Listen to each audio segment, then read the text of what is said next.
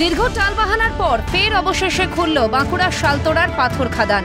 নারকেল ফাটিয়ে কাজের সূচনা করেন বাঁকুড়ার সাংসদ অরূপ চক্রবর্তী ও বিধায়ক নরেন চক্রবর্তী। তিনি বলেন, ভবিষ্যতে শালতোড়াও বীরভূমের মতো হয়ে উঠবে, আর্থসামাজিক দিকে উন্নত হবে। পাথর শিল্পের মাধ্যমে শালতোড়ার চেহারাটাই বদলে যাবে বলে আশাবাদী তিনি। আমরা এইটা শুরু করেছি, 4টে প্রজেক্ট ইমিডিয়েট সরকার অনুমোদন দিয়েছে, আরো কিছু প্রজেক্ট অনুমোদন হবে। আমাদের 200-এরও বেশি ক্রেশার মেশিন আছে, এরা পাথরটা ভেঙে এটা গোটা সারা পশ্চিম বাংলায় সূচনা হলো। এই শিল্পটা যেটা বন্ধ হয়ে গেছিল চক্রান্তের ফলে, মুখ্যমন্ত্রী এবং অভিষেক বন্দ্যোপাধ্যায়ের হস্তক্ষেপে সরকারিভাবে এটা অনুমোদন। দেখুন, আজকে এক্ষুনি হয়তো হবে না, কিন্তু উইদিন 2 ইয়ার্স এটা একটা বড় জায়গা নেবে বীরভূমের মতো। দেখুন, আমাদের সংসদ অর্থাৎ অভিষেক বন্দ্যোপাধ্যায় সবার প্রিয় নয়নের মরু শালতোড়ায় এসে নবজোয়ার করতে এসে পরেই আমাদের চালু করে দিয়ে গেছে। একবারে মোটামুটি টোটাল 30 থেকে 35,000 মানুষ উপকৃত হবে।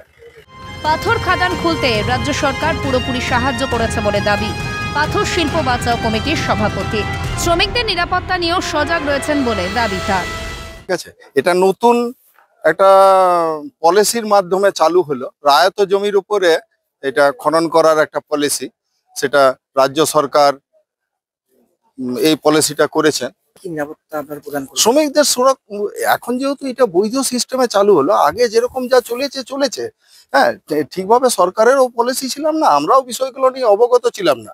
এখন 100% 2020 সালের পর থেকে শালতোড়ার পাথর খাদান সম্পূর্ণভাবে বন্ধ হয়ে পড়ে।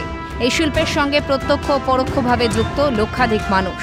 খাদান বন্ধ হয়ে যাওয়ায় ক্ষতির সম্মুখীন হতে হয় তাদের। নতুন করে এই শিল্প শুরু হওয়ায় খুশি এলাকার মানুষ। আমাদের শালতোড়ার জনগণের পক্ষে খুবই আনন্দের বিষয়, এবং এই পাথর শিল্প চালু আজ থেকে হলে মানুষের মনে একটা আলোড়ন সৃষ্টি হয়েছে যে আমাদের শিল্পটা পুনরুজ্জীবন ঘটছে। অন্যদিকে এই বিষয়ে শাসক দলকে কটাক্ষ বিজেপির প্রাক্তন রাজ্য সভাপতি দিলীপ ঘোষের। এগুলো বন্ধ হয়ে গেলে টিএমসি পার্টিরা উঠে যাবে।